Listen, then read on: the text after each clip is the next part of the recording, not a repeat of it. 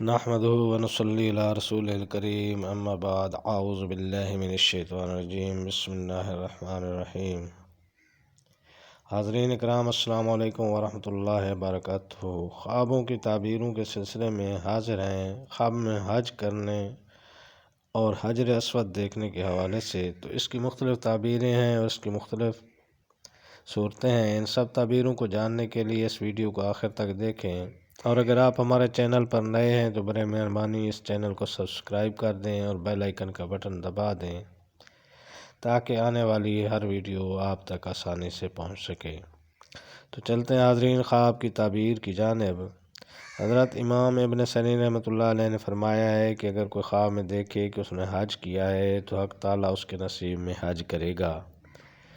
اگر بیمار یہ خواب دیکھے تو شفا پائے گا، اور اگر قرض دار دیکھے تو قرض سے فارغ ہوگا، اور اگر مسافر دیکھے تو وطن کو سلامتی سے واپس آئے گا، اور اگر خواب میں دیکھے کہ حج کو گیا ہے اور حج نہیں کر سکا تو دلیل ہے کہ عمر دراز ہوگی اور کام نظام سے ہوگا۔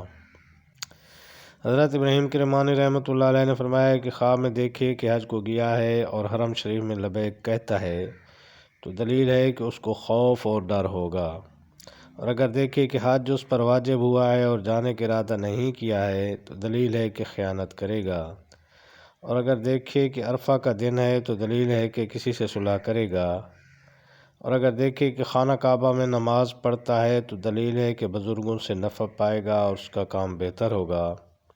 حضرت امام جعفر صادق رحمۃ اللہ علیہ نے فرمایا کہ خواب میں حج کرنا 7 وجہ پر ہے۔ نمبر 1 نکاح کرنا، نمبر 2 کنیز خریدنا، نمبر 3 عادل بادشاہ کی زیارت کرنا، نمبر 4 نیکی کرنا، نمبر 5 نیک کام کی کوشش کرنا، نمبر 6 ثواب کی اجرت پانا، نمبر 7 اہل علم کی صحبت میں جانا۔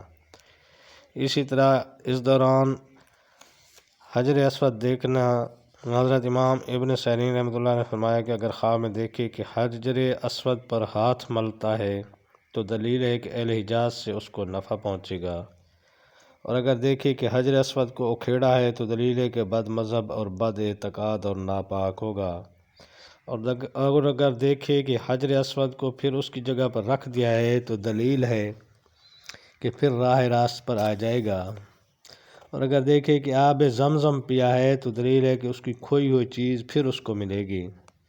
حضرت ابراہیم کرمانی رحمۃ اللہ علیہ نے فرمایا کہ حجر اسود کو بوسے دیتا ہے اور اس کو منہ پر ملتا ہے تو دلیل ہے کہ اس کے دن کی خیر اصلاح زیادہ ہوگی اور وہ اہل علم سے ملے گا۔ تو یہ تھیں حضرات خواب میں حج کرنا اور حجر اسود دیکھنا کے حوالے سے تعبیریں۔ اللہ تعالیٰ آپ کو اپنی زبان میں رکھے۔ السلام علیکم ورحمۃ اللہ وبرکاتہ۔